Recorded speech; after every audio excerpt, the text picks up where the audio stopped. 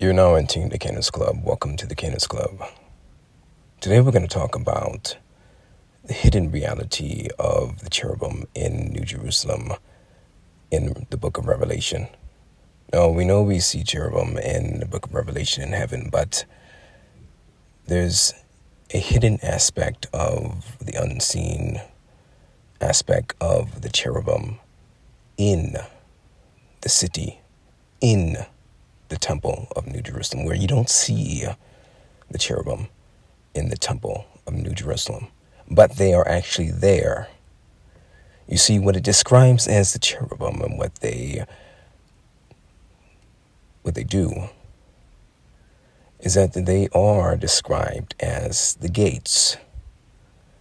When the book of Revelation talks about New Jerusalem, it describes 12 gates. That is basically echoing back to not only Eden, where you had 4 rivers, 4 gates, gate heads, but you also had that also in the book of Ezekiel, where you had that in the temple, and you also had that where you have the 4 faces of the cherubim. Now, in the book of Revelation, where we see New Jerusalem was made out of and had composed of, this city had 12 gates, 3 on each side equaling 12. And the 3 on each side had its corresponding face, just like in the Old Testament, where the tribes of Israel camped with 3 tribes on each side, north, south, east, and west, and all those tribes represented a aspect of the 4 faces of the cherubim: the lion, the ox, the eagle, the man. That same thing is with the 12 gates of New Jerusalem. So we see the cherubim that are in and weaved in New Jerusalem as the 12 gates that are made out of pearl. We have one side, 3 gates. On one side. Another side, 3 gates. The other side, 3 gates. And the last side, 3 gates. All of the corresponding face, equaling 12. Now we got to understand about New Jerusalem, the city. It's also a temple. And you are the temple of the living God. If you are a temple, you also are the city of God. Now we understand is that the temple God dwells in.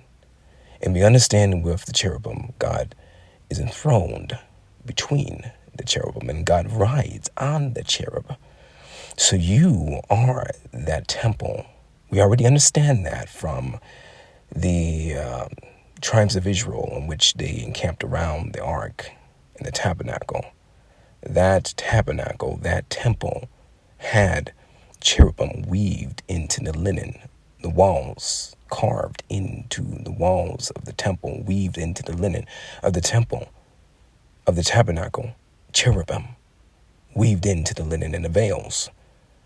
That is mystically weaved in. The cherubim are mystically weaved into your flesh. All these things are holographic. All these things are fractal on lower and higher scales. We see that the cherubim are also stretched out into the higher heavens, where we see the celestial cherubim. The celestial cherubim are the 12 zodiac signs, you see, that declares the glory of God, declares the story of Christ in the heavens. We also have the spiritual cherubim that are in the throne room. And we also have the terrestrial cherubim on earth within humans, stretched out as appendages of the house of God and the house of God, which is you. So understanding you, that you are this temple of the living God, where you have cherubim not only within you, weaved into your flesh, the makeup of your DNA, but also extends out as appendages surrounding you. You are not only the vehicle, that God rides, that God is enthroned in and upon. But you also are the rider. You are sitting on the throne. You see, you are the pilot as well, because you're one with Christ who sits on the throne. You see. So one mystical aspect is that if God is enthroned between the cherubim and on the cherubim, and we see that the heavens are stretched out with the cherubim as the 12 zodiac signs, the constellations and the stars. God is enthroned in between the cherubim of the celestial heavens. Now, this is just our universe. What if the cherubim provide the foundation for higher realities of universes? What if the cherubim provide the foundation that they are always producing sound and worship, vibration for God to rest upon? You see, what if the 12 zodiac signs is that throne where God rides and God dwells in this universe that is only a foundation for higher heavens, higher universes that emerge from that cherubic structure, that cherubic celestial throne? Another thing that I want to get to is that the universe is anthropomorphic.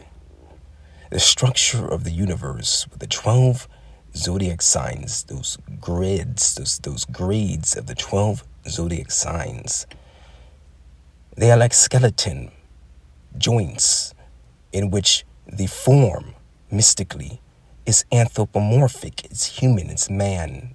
We're made in the image of God, the likeness of God.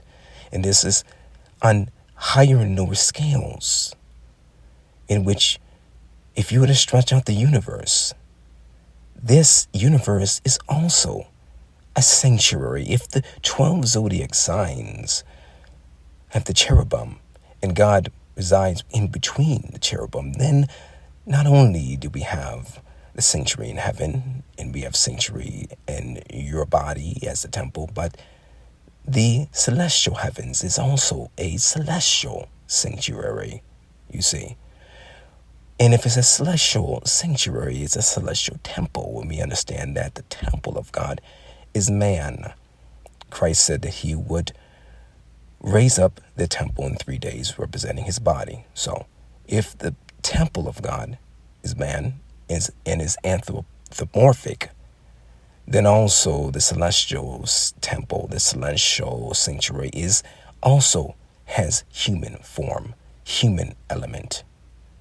Is meant to be a vehicle for God to reside in it, for God to manifest his glory through, to spread his story through, for creation and time to be displayed through, you see.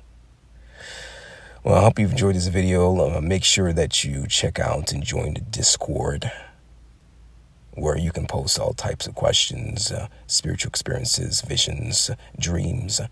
Make sure if you want me to read your dreams during one of these videos and disseminate it to the community, share it with me. We also have our website, the Kingdoms Club website, which you can visit. We have a blog post, and as well as other features. Hope you enjoyed this video. Like, comment, subscribe, and I'll see you in the next one.